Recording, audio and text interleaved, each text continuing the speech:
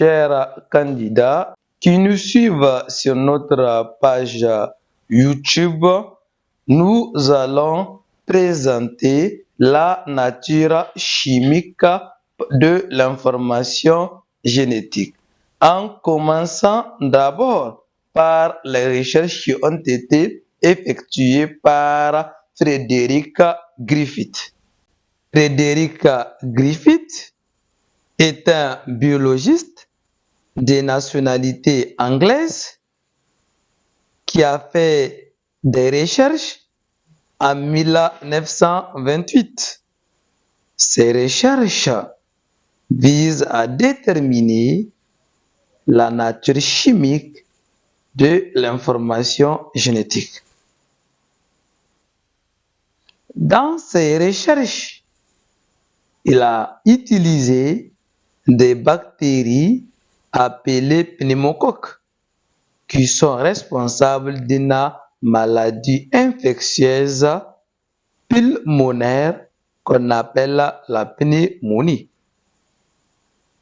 Il faut noter que pour les pneumocoques, il y a deux souches.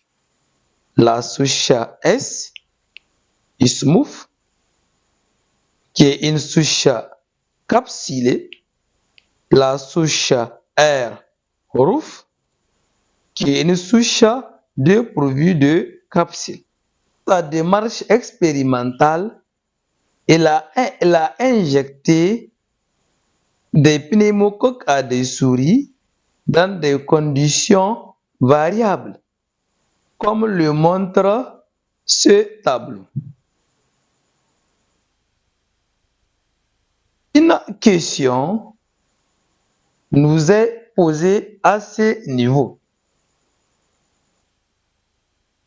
Analyser chacune des expériences et conclure.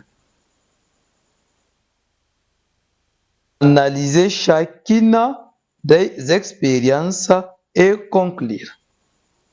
Pour répondre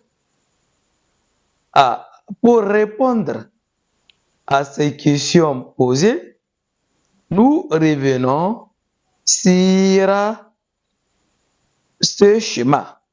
L'analyse de la première expérience montre que les pneumocoques S vivants sont injectés à une souris qui meurt et on constate la présence de nombreux pneumocoques S vivants dans son sang.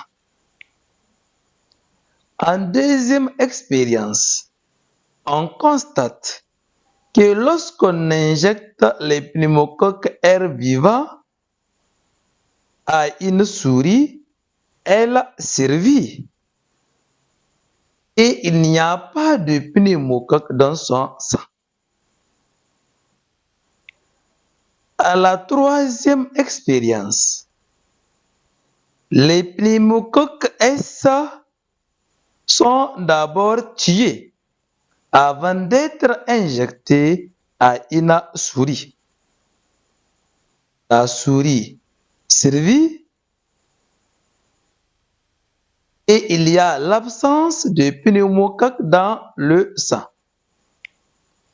En quatrième et dernière expérience, un mélange de pneumocoque S tués et de pneumocoque R vivant est injecté à une souris qui meurt et il y a la présence de très nombreux pneumocoques S vivants.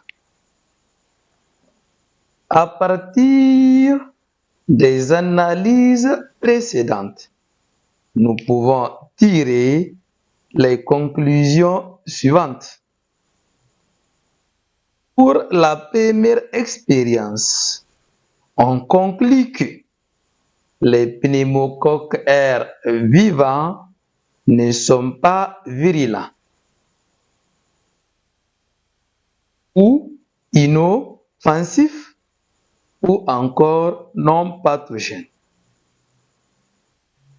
Quant à la seconde expérience, les pneumocoques S vivants sont virulents.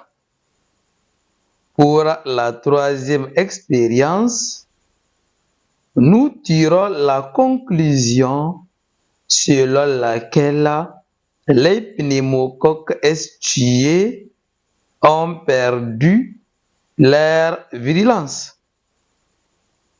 Et pour la quatrième et la dernière expérience, on conclut que les pneumocoques R vivants se sont transformés en pneumocoques S vivants grâce à un principe transformant